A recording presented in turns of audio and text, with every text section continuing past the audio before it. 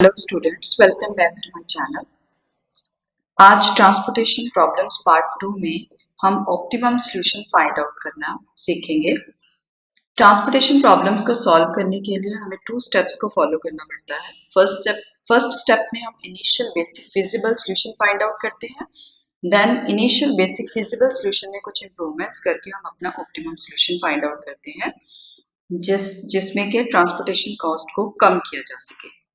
Initial basic feasible solution find out करने के बाद हमें 2 कंडीशंस को देखना होता है कि जो हमारा बेसिक फिजिबल सॉल्यूशन आया है वो नॉन डीजेनरेट है या नहीं है। अगर वो नॉन डीजेनरेट है तो हम आगे फर्दर उसके ऊपर प्रोसेसिंग करते हैं। और सेकेंडली उसमें जितने भी एलोकेशंस हमने की हैं that must be independent position पे वो होनी चाहिए। तो ऑप्टिमिलिटी टेस्ट के लिए 2 मेन जो प्रॉपर्टीज हैं उनको हमें फॉलो करना पड़ता है और इसके बाद हम 2 मेथड यूज करते हैं। First is stepping stone method and second is the Modi method, that is modified distribution method. तो सबसे पहले हम करेंगे कि स्टेपिंग स्टोन मेथड हम कैसे अप्लाई करते हैं। फर्स्ट ऑफ ऑल हमें ये जो क्वेश्चन गिवन है इसमें नॉर्थ वेस्ट कॉर्नर मेथड से मैंने इसका सोल्यूशन निकाल लिया है। नॉर्थ वेस्ट कॉर्नर मेथड में हम कॉर्नर से स्टार्ट करेंगे 4 से, और 4 को हम 56 जो है वो अलाउ कर देंगे बिकॉज जो 56 है दैट इज लेसर देन 72, तो 56 हम इसको असाइन कर देंगे। उसके बाद नीचे वाले कॉलम में 16 असाइन कर देंगे, इधर से भी 0 हो जाएगा उधर से भी हो जाएगा। देन 82 जो है 82 में से 66 हम इधर असाइन कर रहे हैं नेक्स्ट कॉलम में, और 36 नीचे वाले कॉलम में असाइन कर रहे हैं, और लास्ट में जो 41 बचा है वो लास्ट कॉलम को हम असाइन कर देते हैं। तो नॉर्थ वेस्ट कॉर्नर मेथड की अगर डिटेल में आपने देखना है तो आप पार्ट 1 में देख सकते हैं। हम किसी भी मेथड से इस क्वेश्चन को सॉल्व कर सकते हैं। नॉर्थ वेस्ट कॉर्नर मेथड से भी कर सकते हैं, वेब मेथड से भी कर सकते हैं एंड लोएस्ट कॉस्ट मेथड से भी कर सकते हैं। अब इसके बाद हम रिम रिक्वायरमेंट्स को चेक करते हैं। Rim requirements m plus n minus 1। तो m मीन्स के कितने हमारी रोज कितनी है 3 है, कॉलम कितने हैं 3 है, तो 3 प्लस 3 माइनस 1 दैट इज 5। हमारे जो सॉल्यूशंस फाइंड आउट हमने किए हैं, जो लोकेशंस हमने की हैं वो भी 5 है। सो पहली कंडीशन थी हमारी कि प्रॉब्लम जो है वो नॉन डीजेनरेट होनी चाहिए, तो ये 5 आ रही है रिम रिक्वायरमेंट्स, लोकेशन भी 5 है, इसलिए जो हमारी प्रॉब्लम है वो नॉन डीजेनरेट प्रॉब्लम है। और सेकंड कंडीशन इसकी है कि सारे सेल्स जो हैं वो इंडिपेंडेंट हैं, किसी भी सेल की जो है वो क्लोज्ड लूप नहीं बनती है। तो इसलिए जो नेक्स्ट हमारा मेथड है स्टेपिंग स्टोन मेथड, वो हम अप्लाई कर सकते हैं, ऑप्टिमिलिटी को टेस्ट कर सकते हैं।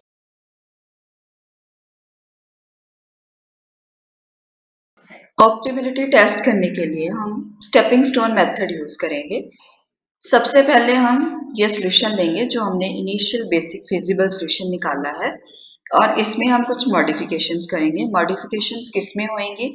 जो अनऑक्युपाइड सेल्स हैं, मीन्स के जिन सेल्स को हमने कोई भी वैल्यू असाइन नहीं की है, तो वहां से हम क्लोज्ड लूप जो है वो बनाएंगे। सबसे पहले हम ये देखेंगे कि जो हमारी फर्स्ट रो है उसमें अनऑक्युपाइड सेल जो है वो कौन सा है, WB। तो WB से हम एक लूप बनानी स्टार्ट करेंगे, और जो हमारा सेल है वो अनऑक्युपाइड है तो नेक्स्ट सेल ऑक्युपाइड होना चाहिए, नेक्स्ट भी ऑक्युपाइड होना चाहिए, और नेक्स्ट भी ऑक्युपाइड होना चाहिए, और लास्ट पे हमने फिर से वापस आ जाना है अपने अनऑक्युपाइड सेल पे। तो ये एक क्लोज्ड लूप बनती है जो अनऑक्युपाइड सेल से ही स्टार्ट होके अनऑक्युपाइड सेल पे ही फिनिश हो जाती है, लेकिन बाकी के जो बीच में सेल आते हैं वो सारे के सारे ऑक्युपाइड होने चाहिए। तो जो अनऑक्युपाइड सेल है उसको हम प्लस लिखेंगे, this is a positive. Next जो सेल था राइट की तरफ वो माइनस हो जाएगा, फिर प्लस और फिर माइनस। तो यहां से हमें राइट की तरफ जाना है। तो फर्स्ट हमारी जो क्लोज्ड लूप है उसकी वैल्यू कितनी आती है, WB जो सेल है उसकी वैल्यू आती है 8 minus 4 plus 16 minus 24 that is -4। इसके बाद हम ये देखेंगे कि हमारी नेक्स्ट क्लोज्ड लूप कौन सी बनती है। हमारी नेक्स्ट क्लोज्ड लूप बनती है WC से। क्योंकि WC भी अनऑक्युपाइड सेल है, तो यहाँ से हम जब स्टार्ट करेंगे और राइट की तरफ चलेंगे तो जो पहला सेल आएगा दैट इज अनऑक्युपाइड, तो हम वहां पे नहीं रुक सकते हैं, हम नेक्स्ट की तरफ जाएंगे दैट इज ऑक्युपाइड, वो है जिसमें 56 साइन किया हुआ है यानी 4 वाला। फिर हम नीचे को आएंगे और यहाँ से फिर हम जाएंगे यहाँ पे, और यहाँ से आगे अगर आप सीधा जाओगे तो जो नेक्स्ट सेल है दैट इज आल्सो अनऑक्युपाइड, तो इसलिए हमें नीचे जाना पड़ेगा ऑक्युपाइड सेल की तरफ, फिर हम वहां से जाएंगे ऑक्युपाइड की तरफ और फिर सीधा हम जो है वो ऊपर यहाँ पे अपना इसको फिनिश कर देंगे। अनऑक्युपाइड सेल से स्टार्ट हुए थे, लेकिन वहां से हम कहा जाएंगे जितने भी ऑक्युपाइड सेल्स हैं और वापस हम आएंगे अपने अनऑक्युपाइड सेल पे, फिर इसको हम प्लस का साइन दे देंगे, इसको हम माइनस का देंगे, ये प्लस का हो गया, नेक्स्ट वाला 24 माइनस का हो गया और 16 प्लस का हो गया, एंड अगेन लास्ट जो है हमारा 24 वो हमारा माइनस का हो गया। तो हमारी क्लोज लूप जो WC में बनेगी that is 8 minus 4 plus 16 minus 24 plus 16 minus 24, और उसका जो आंसर आएगा दैट इज -12। देन हम नेक्स्ट देखेंगे कि कौन सा सेल जो है वो अनऑक्युपाइड है, तो नेक्स्ट रो में जो है वो C यानी XC दैट इज अनऑक्युपाइड। अब इसमें यहां से स्टार्ट करेंगे हम और इधर को जाएंगे राइट की तरफ, तो ये ऑक्युपाइड सेल है, फिर नीचे की तरफ, फिर इधर और फिर क्लोज्ड। तो this is 16 minus 24 plus 16 minus 24, क्योंकि जो अनऑक्युपाइड है वहां पर हम प्लस का साइन लगाते हैं, उससे राइट वाले की तरफ माइनस, फिर नीचे प्लस, फिर माइनस। तो इसके पास जो आसपास जितने भी सेल्स हैं वो सारे क्या है, ऑक्युपाइड है, इसलिए ये बन जाएगा। लास्ट हमारा जो है दैट इज YA अनऑक्युपाइड है, तो YA से हम कहाँ पर चलेंगे, यहाँ से हम स्टार्ट करेंगे, ऊपर वाला ऑक्युपाइड है, वहां से फिर 24 वाला ऑक्युपाइड है, देन 16 वाला ऑक्युपाइड है, और फिर हम वापस आ जाएंगे यहीं पे। तो यहाँ पे होएगा प्लस का साइन और इसके ऊपर ये वाला माइनस, फिर नेक्स्ट प्लस और नेक्स्ट इज माइनस। तो 8 plus 16 minus 24 plus and 16 minus, तो इसका आंसर आता है 0।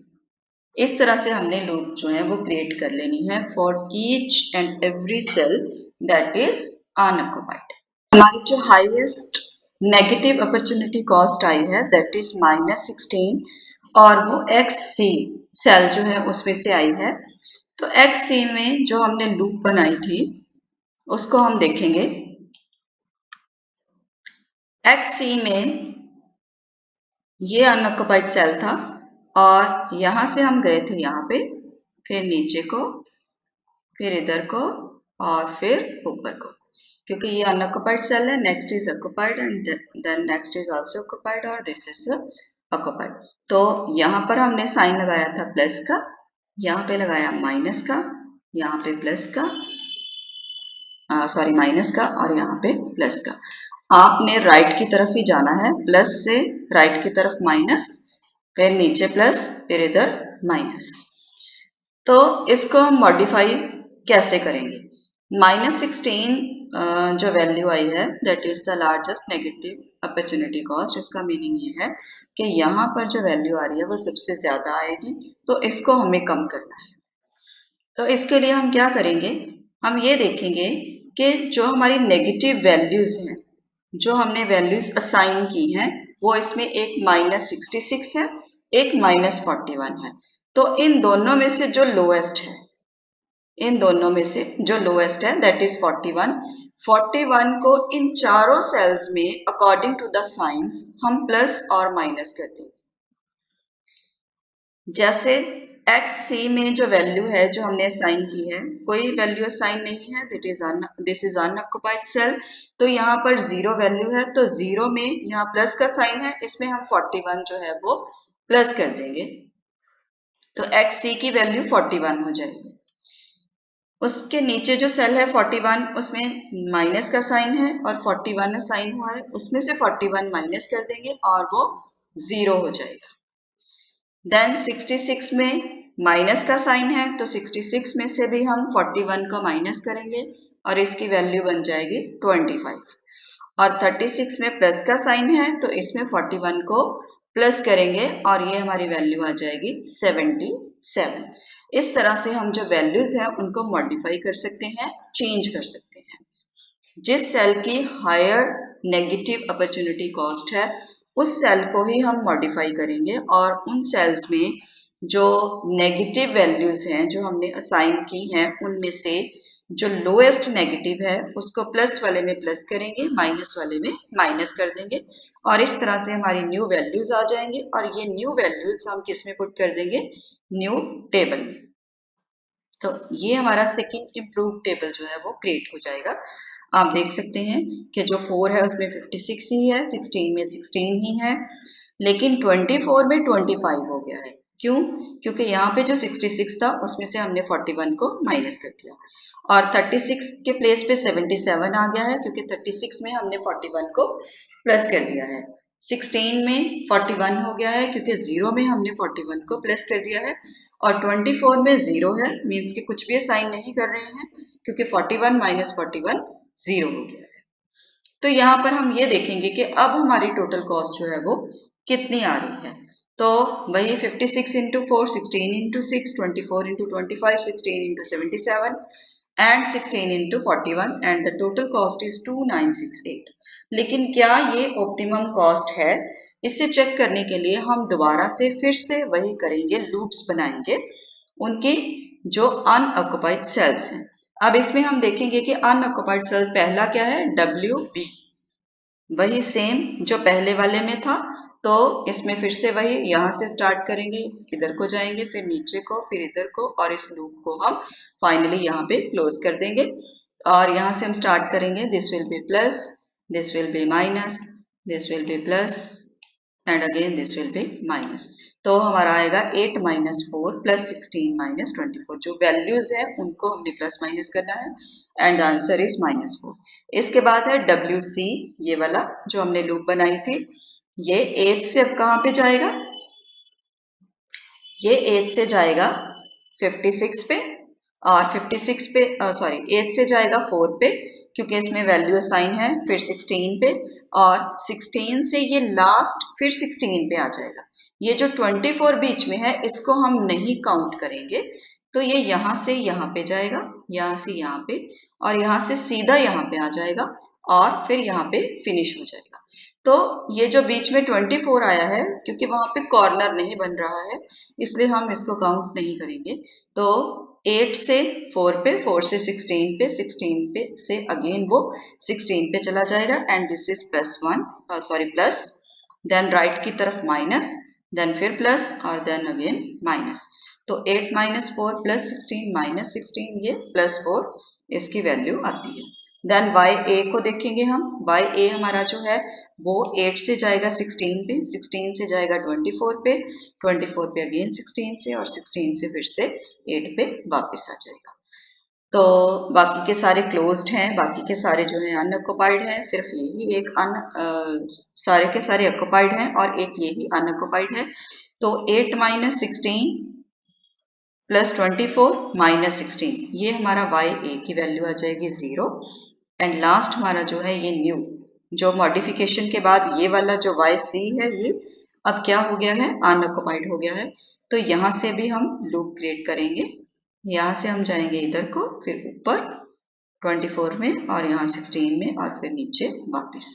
तो 24 माइनस 16 प्लस 24 माइनस 16, तो आंसर इज 16।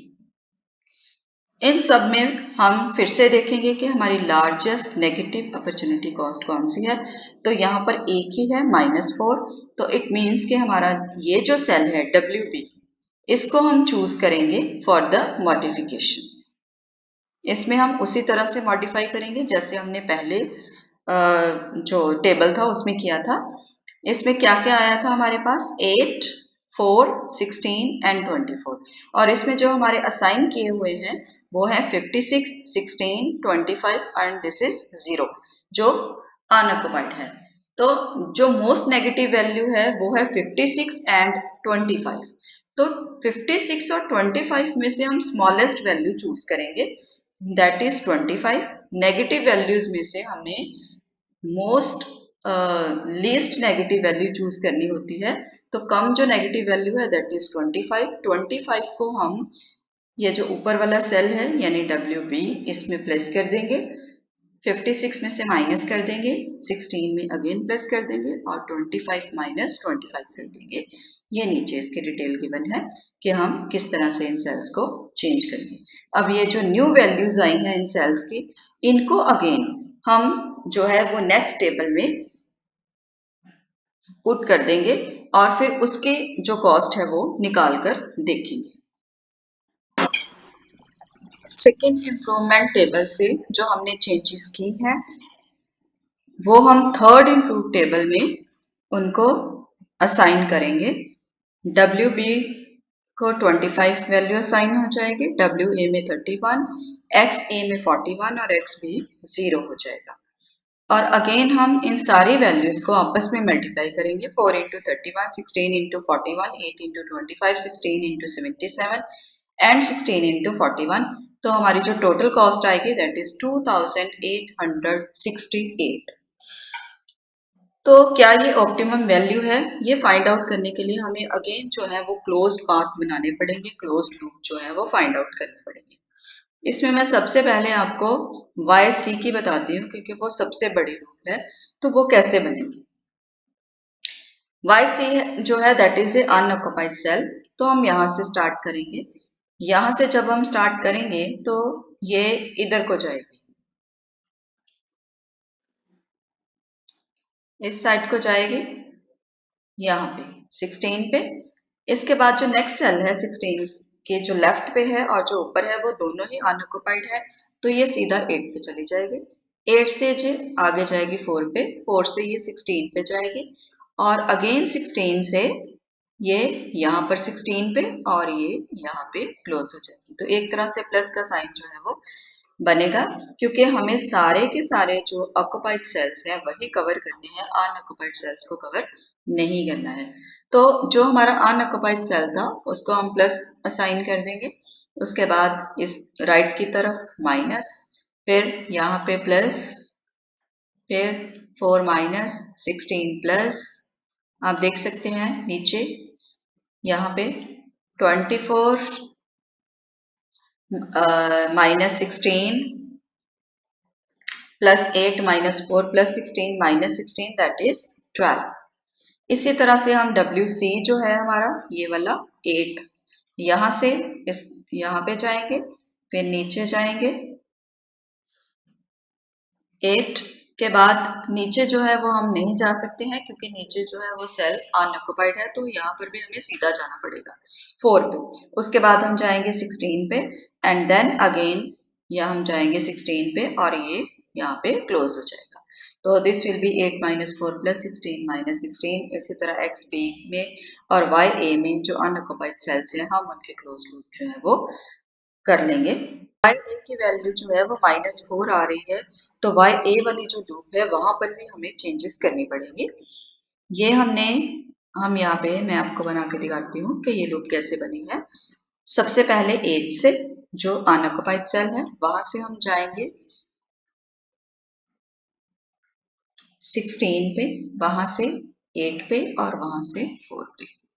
तो ये इस तरह से ये लूप बनेगी क्योंकि बीच में जो सेल है वो अनऑक्युपाइड है और लूप नहीं बनती है। तो ये लूप हमें इस तरह बनानी पड़ेगी, 8 अनऑक्युपाइड, देन 16 ऑक्युपाइड है, फिर 8 ऑक्युपाइड है, देन 4 ऑक्युपाइड है।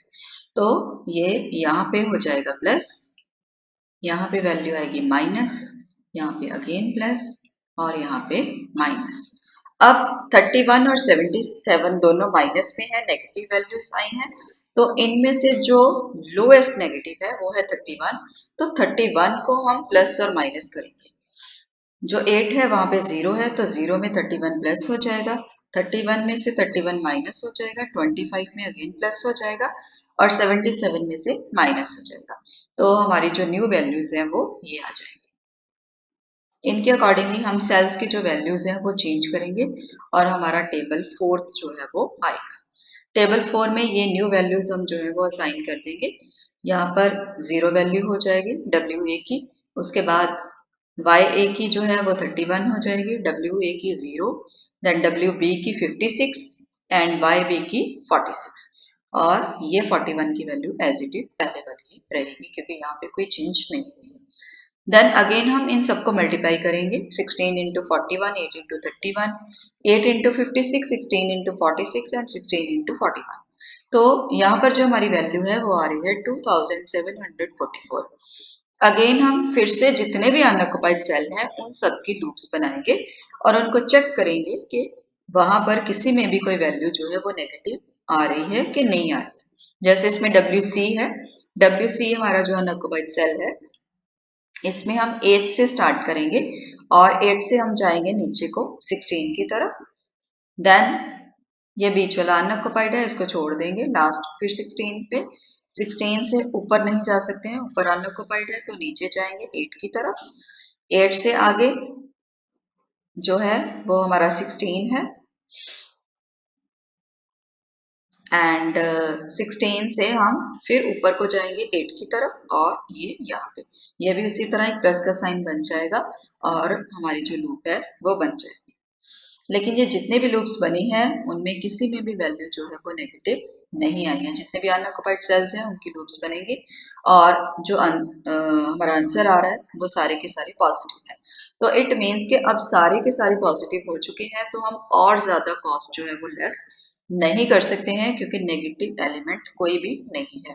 तो हमारी जो ऑप्टिमम कॉस्ट है that is 2744, and that is the optimum solution of the transportation problem by stepping stone method.